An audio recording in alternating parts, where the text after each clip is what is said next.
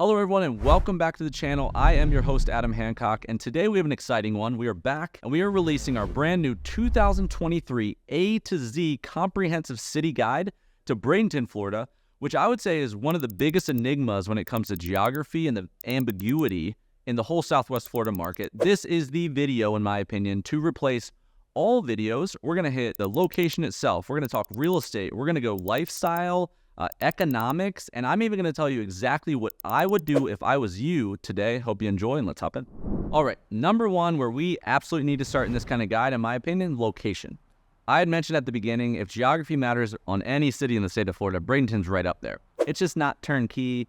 It's tricky, it's vague, and the same things that if you can navigate it efficiently that make it absolutely lovely, those could also be real drawbacks if you misunderstand it and you don't know the historical significance. You need to love it for the reasons that people should love it. So I want to have said that. Now, home search-wise, if you're looking in this area, you're looking at Sarasota, but it's not in a silo. So all of Bradenton is in Manatee County, but this is not Sarasota versus Manatee. I want to mention it so you don't alienate it in your search. But what you're really doing is you're saying, get rid of all that. Say you want to be in the Sarasota metro. People are saying, do I want to be here? Do I want to be here? Do I want to be here? Here. It's north, south, east. East, opposite camera here. North, south, east. West is the water. That's what you're doing. And then the city value, the neighborhood value, has a lot more micro value to that conversation. So we're going to get into all that. To round out the geography section, the one thing I do want to do is just tell you, like, to the state or to the surrounding area, what matters about the sneaky geography. So what you basically have here is, I'll just kind of do a speed round. You're 14 miles north of downtown Sarasota. So you get to the main part of Sarasota and all the beaches and all that kind of stuff right there. But by being in coastal western Bradenton, so we're going to focus on the trickier coastal part. We're going to leave the suburbs alone. That's the easy part. Lakewood Ranch, #1 master plan, right? We're going to leave that alone. So by being there, your advantage is you're 8 miles one way to the lovely Holmes Beach, which is right over here. And then the northernmost tip of Anna Maria Island, you're just 9 miles one way, which is great. And then the northern location that some may deem as a sacrifice if you want to be close to South Sarasota is a sneaky value to Tampa Bay. You're 25 miles one way to downtown St. Pete. It's probably a 30-minute one-way drive over the Skyway. Downtown St. Pete Beach, Clearwater, all right there. Then you're also just 43 miles one way to Tampa International Airport, which is, SRQ is great, but, most of your flights are going to be running out of here. And then, as I mentioned, Lakewood Ranch, Florida, you're also just 14 miles east to west to Lakewood Ranch, so you can take advantage of Waterside, the multiple downtowns they built. But you don't have to be pigeonholed to living in a suburban new construction home in a master plan Pleasantville area if that's not for you. Okay, second on the list, let's talk real estate. It's very important for us to understand the region's value here in order to give the home's value, because it kind of is in that order versus some more master plan USA areas. It's simple, right? A home is a home is a home in any gated community. So I have an interesting example to illustrate that, where I think it almost equips you with a superpower of sorts of, if you get this, it's almost like a domino of understanding of the rest. We're going to do that. And then I'm going to circle over and actually talk some real estate analytics, median prices, what's been happening the last 6, 8, 12 months. So you can have that little tidbit. And finally, to finish off this section, I have a bonus of 5 of my favorite current Bradenton neighborhoods right now, why I like them, and it just gives you a sampling platter of a short list to research. Okay, so let me paint a very quick picture here. Historically, all the value, if you are looking in the Sarasota metro, even dating back to John Ringling, was in one main area, and that's right here behind me. That is downtown Sarasota. That's the Central District, Main Street, Palm, etc. Well, it's cosmopolitan. There's art galleries, there's shopping. It's not necessarily working class, so it's built on lifestyle first, work second, which makes it just pleasant. It's walkable. It's condensed. Great, right? Well, then a bonus to that, you see all the water. What's special about that, when you go west in Sarasota, you get everything. When you go west, it's water. So your downtown is not just downtown and not just in like perceived value. It's also 3 miles one way to Lido Beach over one bridge to the Barrier Island. Well, then right on Lido, you have St. Armand's Circle. You have the 100+ shops, boutiques, and restaurants that not just a little beach tourist village, but upscale stuff. Right above that, you have Longboat Key, another 8-mile long end-to-end Barrier Island.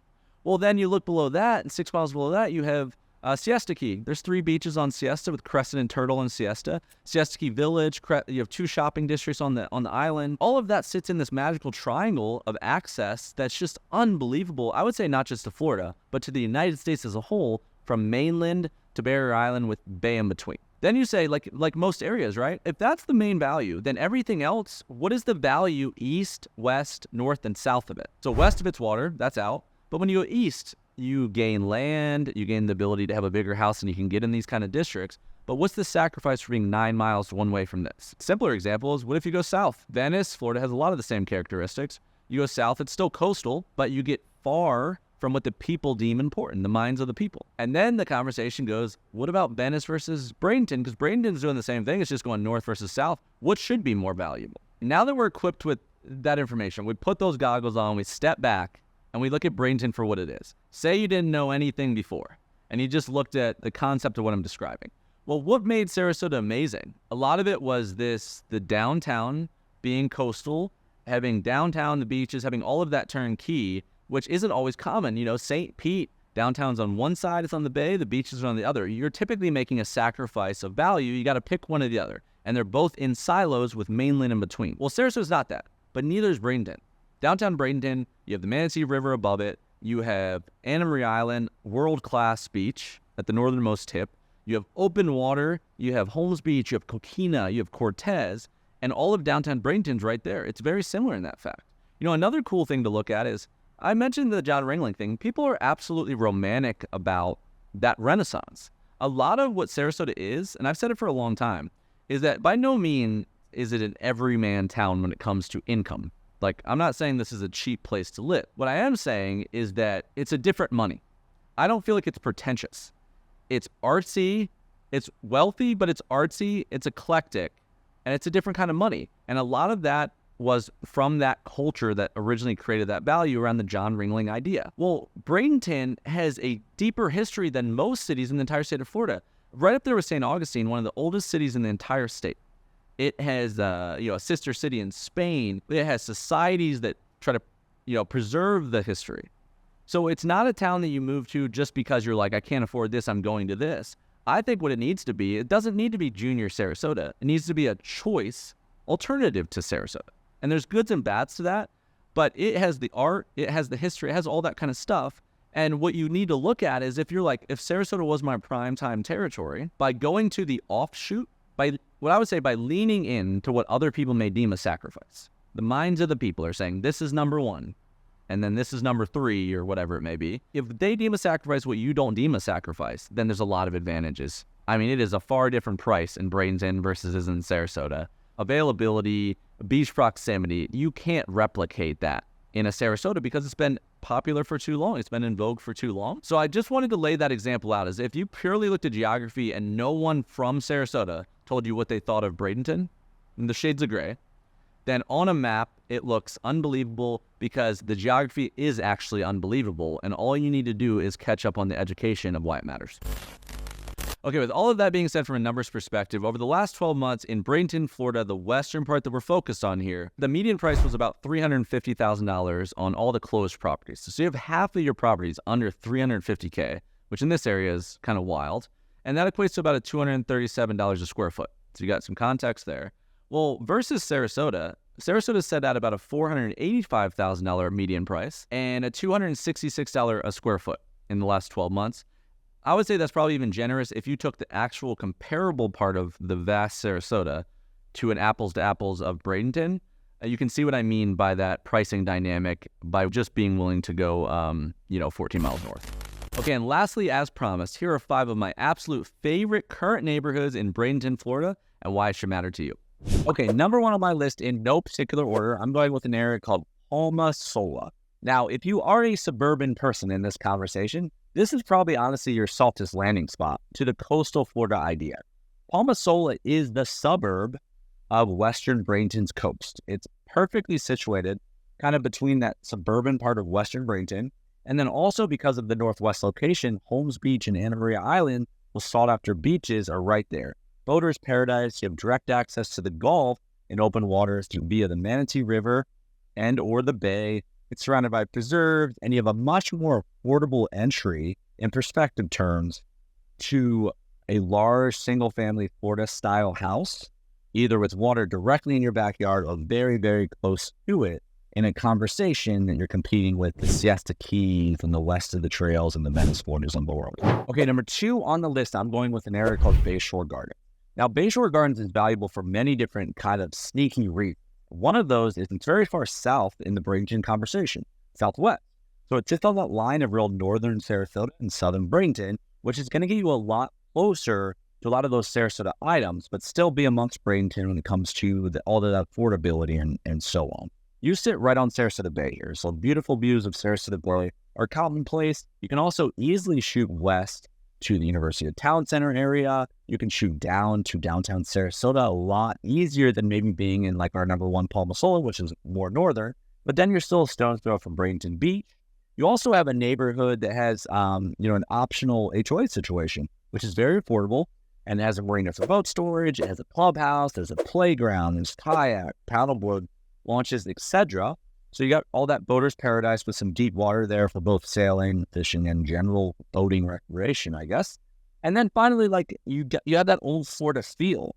So a lot of like what people like about Sapphire Shores and Indian Beach, this is in that conversation.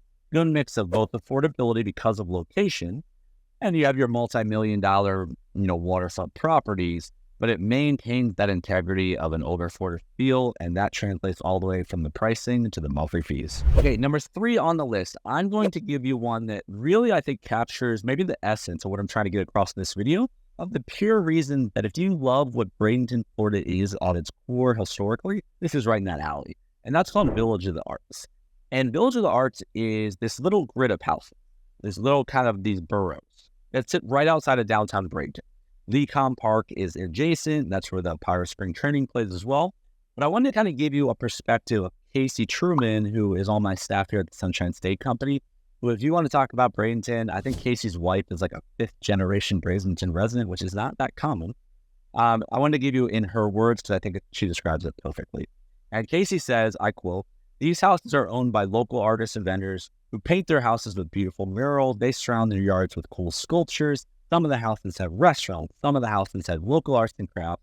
They put on festivals like the Skeleton Festivals for Halloween, where the streets are filled with families listening to local musicians and food shops and street performers." And she said it's the most creative and lively neighborhood in all of Bradenton, Florida, in her personal opinion. And I think she described it great. And I think if you've ever been to Gulfport, maybe, or parts of St. Petersburg, like Woodlawn, Old Northeast, these kind of areas that you can't get in the real suburban areas, they have this culture and charm and texture, that Village of the Arts could be a good one for you as our number 3. Okay, number 4 on the list, I'm going with always a fan favorite, and that is the lovely Cortez Village. So this is actually like a southern sister to our number 1 Palmasola. So you're just as far over on the water, just a little bit south. And you hook in a great proximity, right? Because the mainland, you look one way and the mainland's there, but you're right on that bridge connection that connects over to the Barrier Island right above Coquina Beach and right below home. So you have access to everything. And this is a historic fishing village in every sense of the word. I think it's technically the oldest fishing village in the entire state of Florida, if I'm not mistaken. But it has that charm, that old Florida feel. There's houses dating back to the 1900s. There's a mix of older single-family homes. You have rentals. So if you're an investor, right, there's some very friendly rental restrictions there, advantageous-wise.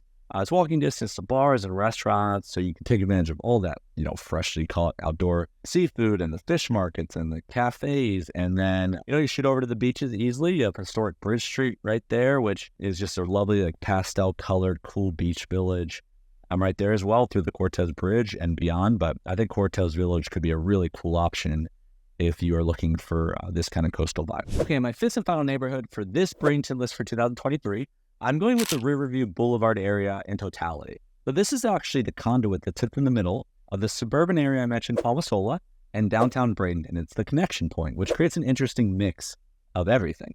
So this is where a lot of people went to build multi-million-dollar properties right on the river. The river is brackish water, and it's kind of wide in that area, and it opens up to the open water, and you can also take the river via boat to get to the beaches as well. So it's a great place to get some privacy, hydraulic lifts, a lot more affordable to build a bigger house there, where access in Sarasota is way tougher, but maybe you don't want to go all the way to Tampa, you want to stay in the area. Also have a mix of affordable properties on the river.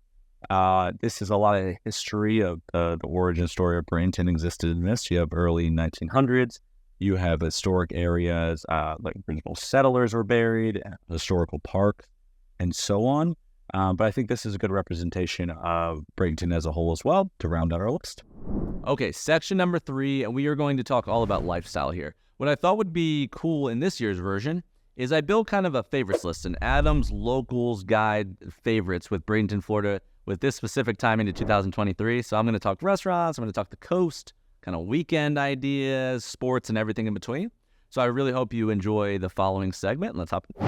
We're going to get real contextual on this year's list. We're going to first start our day by working our way down the historic Bridge Street on Anna Maria Island. Wine tasting at Back Alley Treasures. We're going to walk the pier at Anna Maria Oyster Bar, have drinks and an appetizer if that's your thing. On the bay at Bridge Tender, we recommend the grouper nuggets. Dinner at the Beach House Bistro, followed by sunset at Golf Tiki Hut with creative cocktails at the doctor's office. Okay, next to the list, we're going to walk the mangrove trails at DeSoto National Park. Make sure you bring your bathing suit for a dip in the beaching area off of the Manatee River. There's actually secret little beaches to the left behind the replicated hut, kind of a local secret. And make sure you check out the ruins of the first house built in all of Bradenton. Third on the list, we're going to call this one an evening gallivanting down Old Main Street. We recommend dinner and cocktails at either Old Bricks on Old Main Street or maybe even Chateau 13 on 13th Street, followed by some sunset drinks on the rooftop at Oak and Stone overlooking the Manatee River and the lovely Skyway Bridge. All right, next up, we are going to hop out on the water and take advantage of all this coastal environment we have going on here. Boating on Manatee River, docking right out of Riverside Marina. Sandbar hopping at Jewfish Key and Bear Can Island, maybe even a photo shoot by the Driftwood and Longboat King Bridge, natural touristy stuff there. Dolphin and manatee sightings are very often found in this area, so that's a nice perk. After docking at Riverside, have dinner and cocktails at Riverside Bar and Grill on the Manatee River to finish this whole day off. On the list, we recommend taking advantage of the 300 plus sunny days we have a year and grabbing around the Gulf. Manatee County has public courses available, any really course of your choosing, followed by lunch or dinner at Food and Beer, which is kind of like an eclectic local chain throughout Sarasota and Manatee County. Check out some local restaurants after, or breweries for live music. Cottonmouth in Village of the Arts could be a nice option. And Bradenton really has, like as a tidbit here, kind of a sneaky live blues music scene. Okay, and lastly, if that doesn't satiate your adventure needs, make sure you also check out the Robinson Nature Preserve. That's a good one. Lecom Park is where the spring training baseball is played, like I mentioned. Check that out. The always improving, lovely Riverwalk district of downtown Bradenton's a good one. And one of our many, many beaches in this area, exclusively at Cortez, Coquina. You have Holmes, you have Anna Maria Island, and beyond.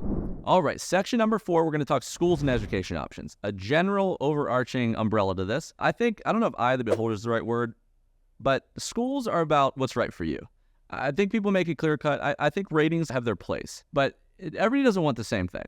You know, a city like Bradenton, like most urban coastal districts in the state of Florida, the chance that you're going to get a highly rated elementary all the way through high that are public in the same district is not that common. Sarasota has a little bit of that in like the Venice area, the St. Augustine area has a little bit of that. But again, if you live 3 miles in the wrong direction, it's not as clear cut. So Bradenton, the fact of the matter is you're going to see a lot of 3s out of 10, 4s out of 10, 5s out of 10 in the area. You have shades of gray there, right? You have Palmasola has a 9, you have Bayshore Gardens has an 8. Greatschools.org, I think, and niche.com, I think, are good resources as a general thing. But that's going to be commonplace. So just parking that there. Now, in addition to that, private prep schools in this area are huge. Tampa and Sarasota, it's a big thing. So St. Stephen's Academy, and this changes where geography matters, right, to where you live. It doesn't matter. It's expensive, but it doesn't matter. St. Stephen's Academy is right there. You have IMG Academy, which is the sports outfit. You have Outdoor Academy. The upper school is in the Lakewood Ranch area, and the lower school is in Siesta Key, just this old land arrangement that they had. But a lot of people enjoy that school. You have Cardinal Mooney, where I went. You have Sarasota Christian, where my son went.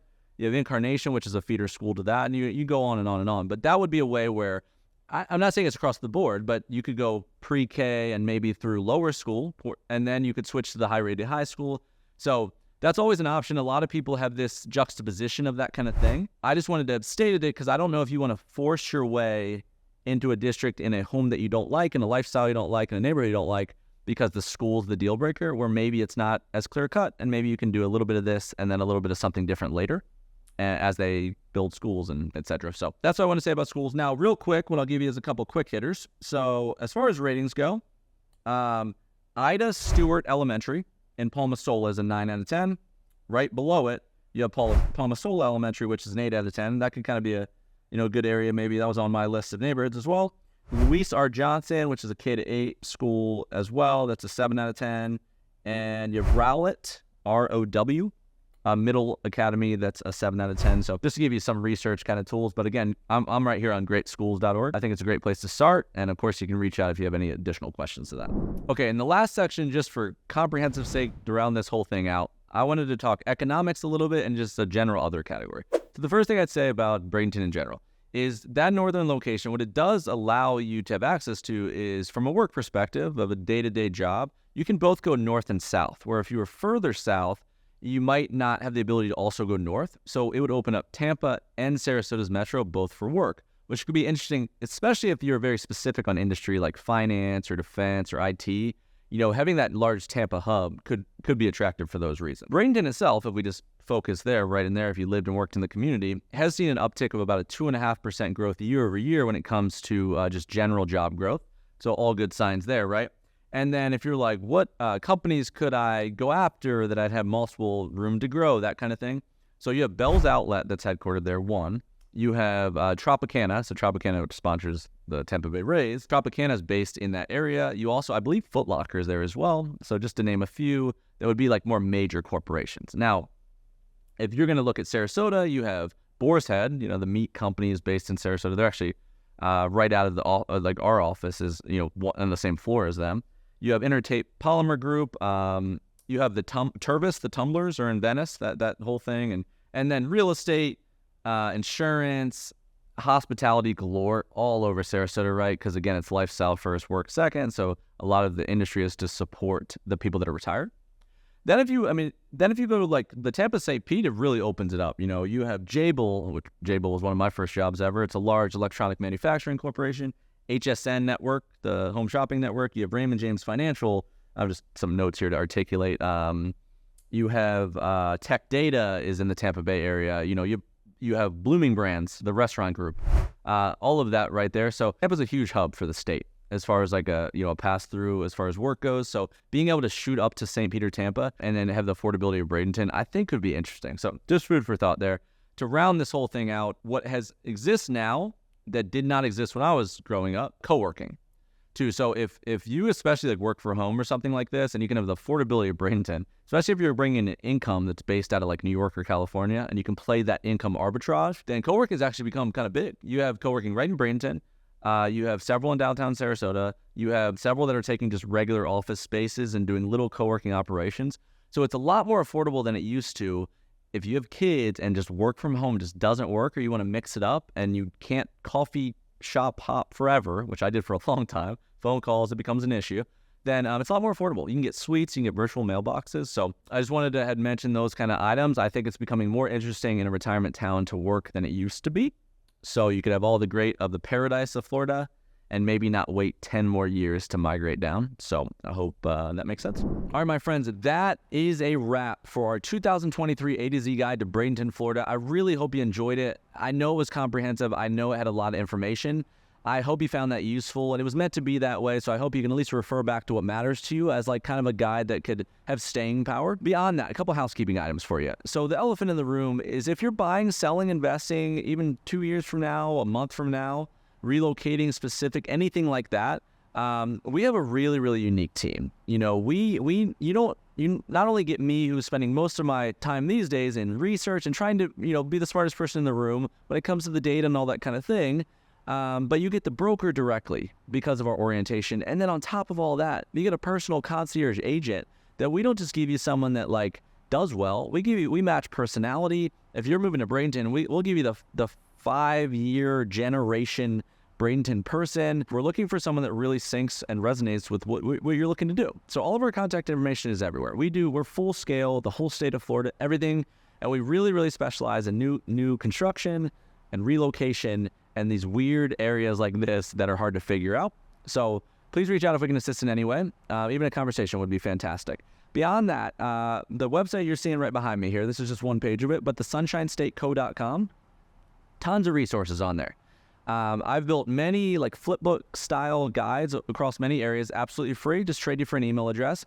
We have analytical tools that I built where 10,000 records on an area where you can pick through all the pricing in the neighborhood yourself. That would be beyond what Zillow is capable of doing. And anything else that you can find useful there, we have it all right here.